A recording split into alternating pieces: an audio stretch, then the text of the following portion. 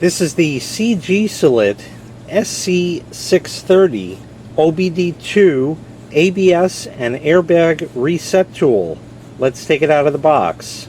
In the box you get a nice case, complete with a go handle. In the case you get the user manual, USB cable for hooking it up to the computer for updates. You do get lifetime updates with this, USB to mini B connector, not micro. The unit itself, of course, and the cable, that end will plug in right over here, and the other end is an OBDII connector for your car. This being an OBDII scan tool, will work with any OBDII equipped vehicle in the United States. That's model year 1996 and newer.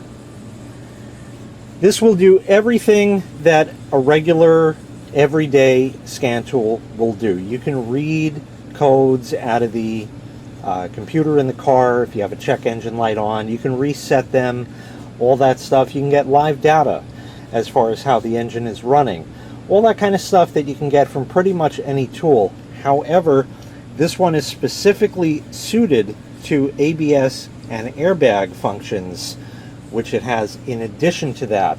Doesn't do us much good here, so we're going to take this out to the car, and I'm going to show you a few key highlights of things I found that it could do.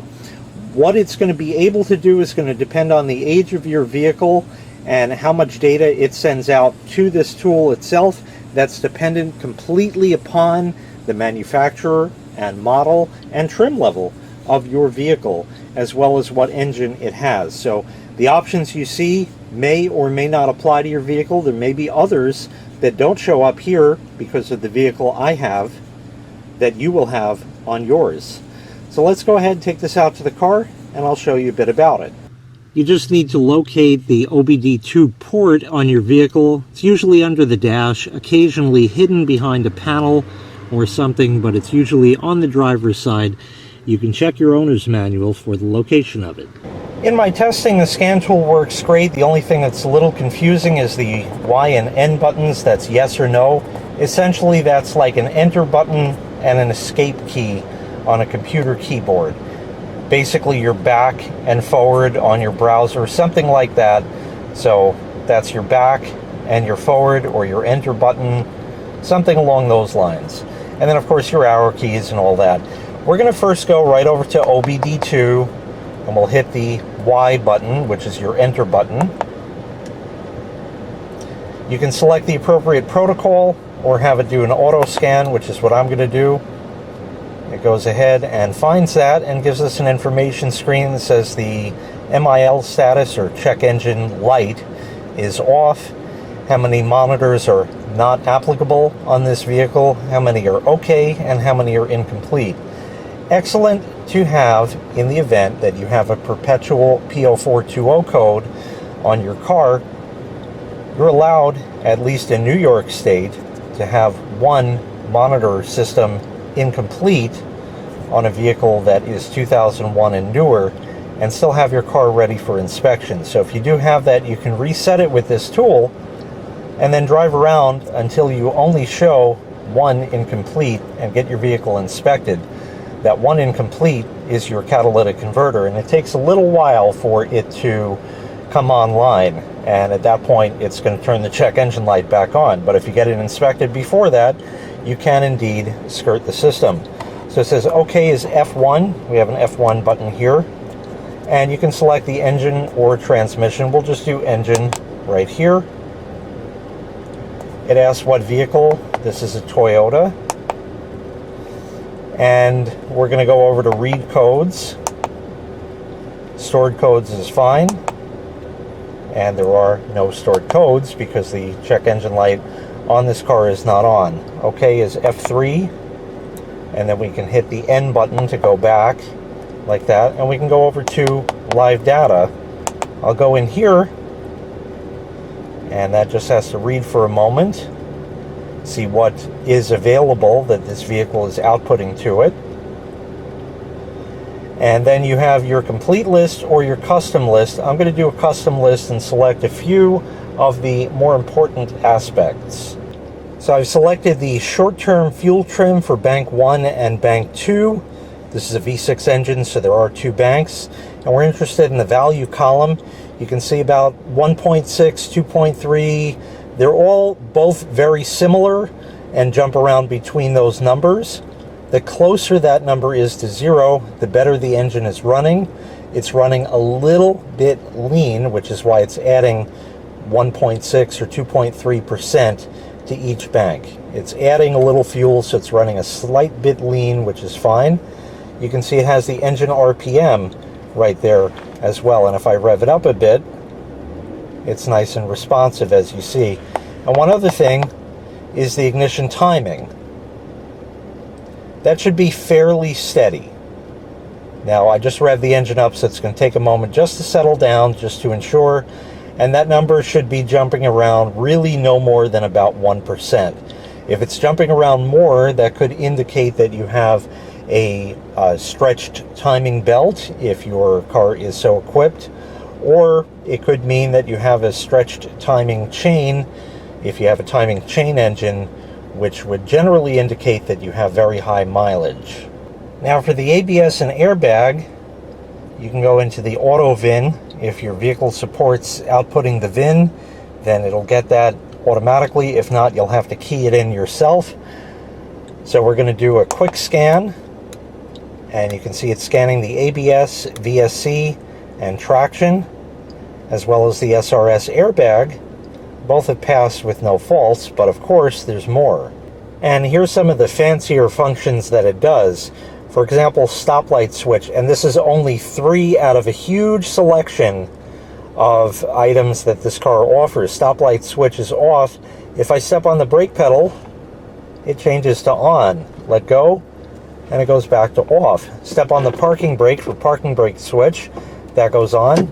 Take that off, and it goes back to off. And gear position, it says PN, so park or neutral.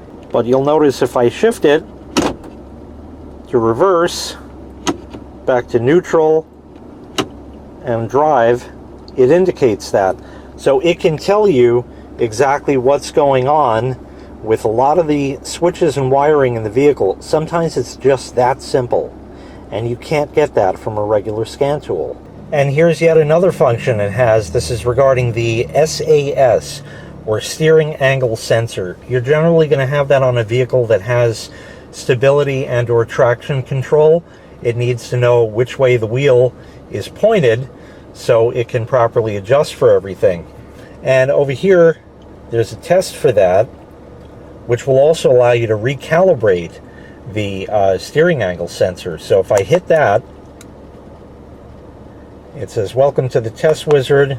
We press F3. There are various things that you need to see.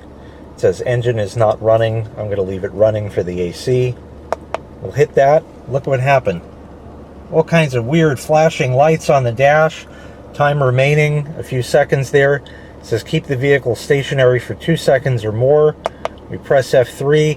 Everything is still blinking crazy. Errors on the display, all kinds of stuff like that. Okay, and that's it. It's cleared. Everything is back to normal now. And that has reset the steering angle sensor. That actually happened to me once. A friend of mine had a different kind of vehicle, and we had disconnected the battery because it went dead and replaced it, and he had to check engine light after that, and it was due to the steering angle sensor. It had to be recalibrated. I didn't have this tool at the time, so it had to go back to the dealer under warranty, but if I had this, wouldn't have had to do that. Wouldn't have had to bring it there, get a rental car, be out the use of the car for the day, have to go back, pick it up, another errand to run, all that kind of pain, anything like that. This would have done it right there. And it can also check the SRS, or supplemental restraint system, airbag signal. So if I go into there, I'll hit OK. That has to load for just a moment here. And we can go over to special functions, for example, and a signal check. And I'll go ahead and initiate that. All signal check.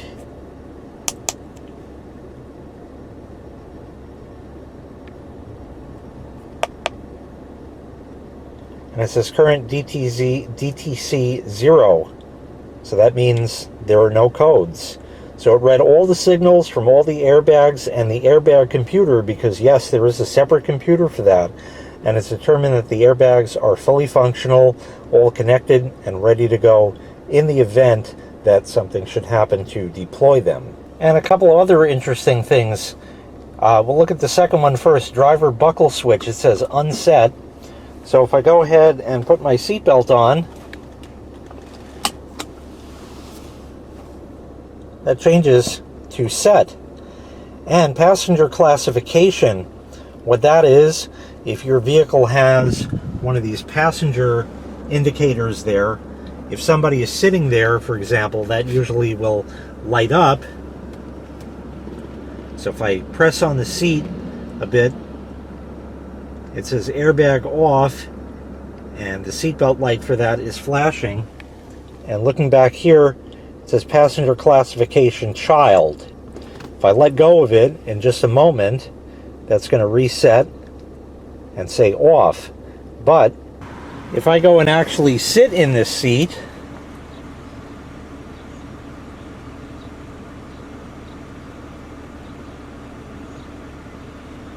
it says AF05, so adult, and AM6. I don't know what any of that actually means, but it has different classifications for the passenger. And now you can see that indicator says airbag on.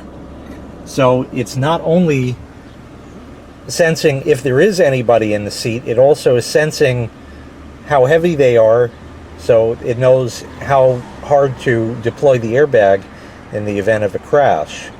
So there's all sorts of very, very useful data that you cannot get from any other scan tool but this one. So once again, this was the CGSULIT SC630 ABS and Airbag Reset Tool. If you'd like to purchase this item, I'll leave a link in the video description where you can find the item available for sale on Amazon. Thanks for watching. Make sure you click like, make sure you click subscribe, and take care. We'll see you next time. Bye-bye.